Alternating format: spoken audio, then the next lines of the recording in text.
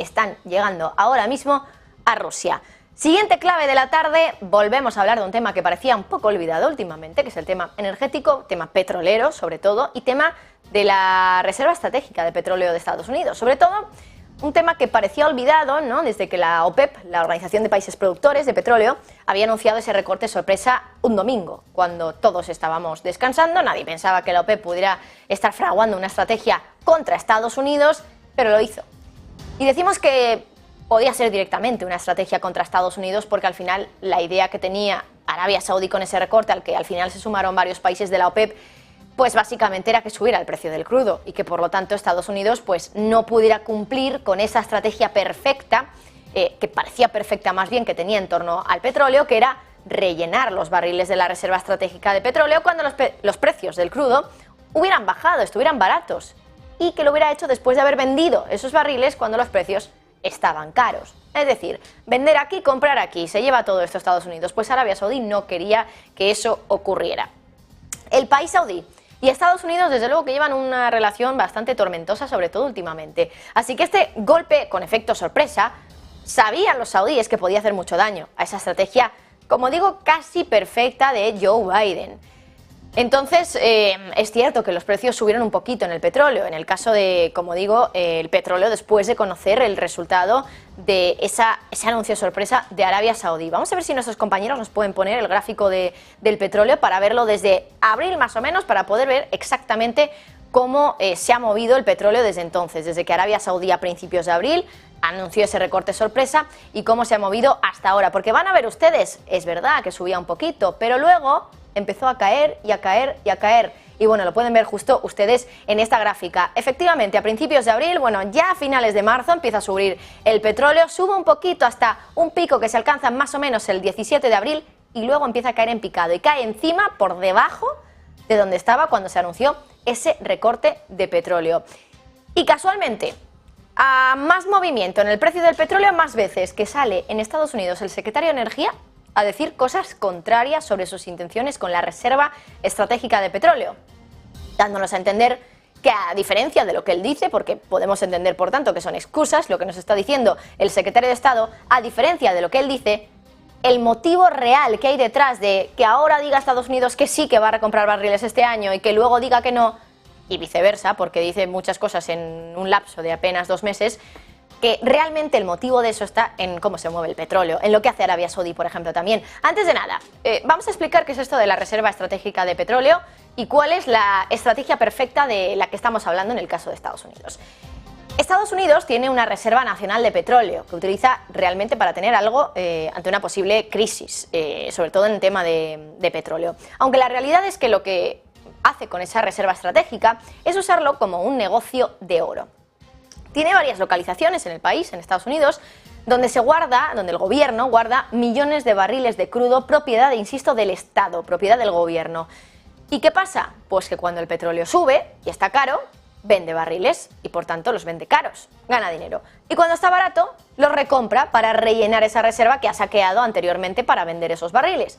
Claro, como digo, se saca la diferencia entre aquí que ha vendido y aquí que ha comprado. Por lo tanto, todo esto se lo lleva Estados Unidos. El año pasado, Biden saqueó las reservas estratégicas de petróleo. Esto fue en 2022, aprovechando la guerra, aprovechando los precios disparados hasta el entorno de los $100 el barril en algunos momentos. Biden sacó 200 millones de barriles de petróleo de la reserva estratégica de Estados Unidos. Dejó las reservas en el punto más bajo, en el punto más seco, desde 1983. Y Biden, claro, lo que confiaba, la estrategia perfecta, casi perfecta, que tenía en mente el presidente de los Estados Unidos, o uno de sus asesores probablemente, es que este año el petróleo cayera para recomprar los barriles de los que se había desprendido el año pasado. Pero de repente llega Arabia Saudí, hace aproximadamente un mes, principios de abril, y dice que va a recortar la producción, ni más ni menos que en 1 millón de barriles diarios de petróleo.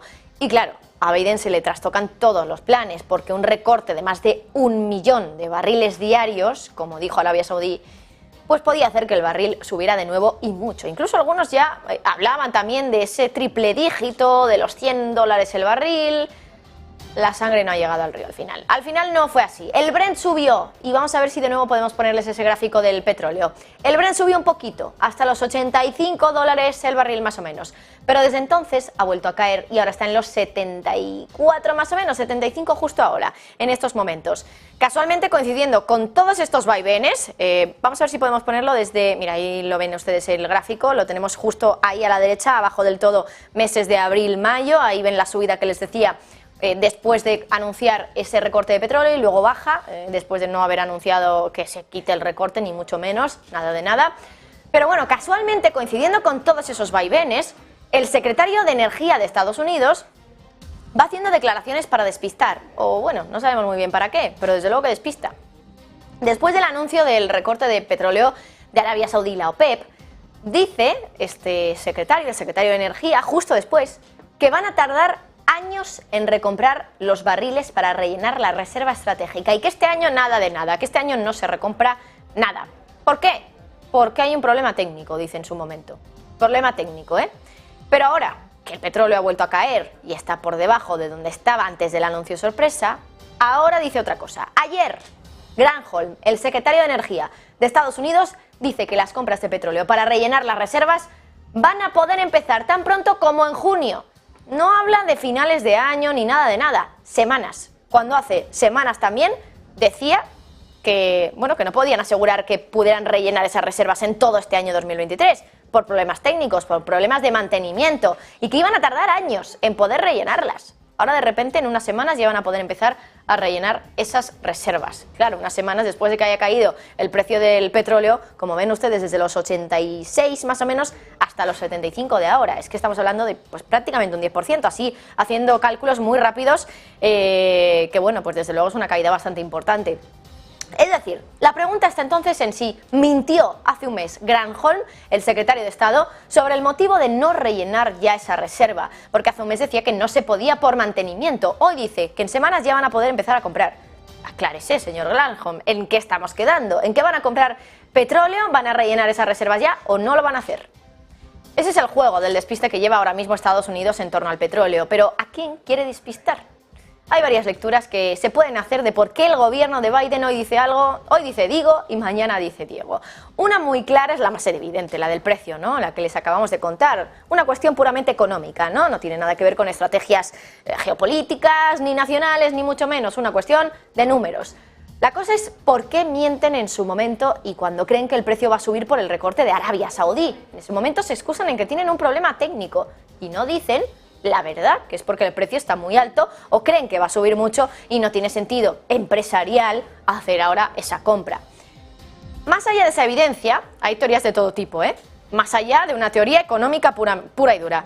Hay teorías geopolíticas y hay teorías también nacionales, en clave nacional e incluso de campaña a lo mejor.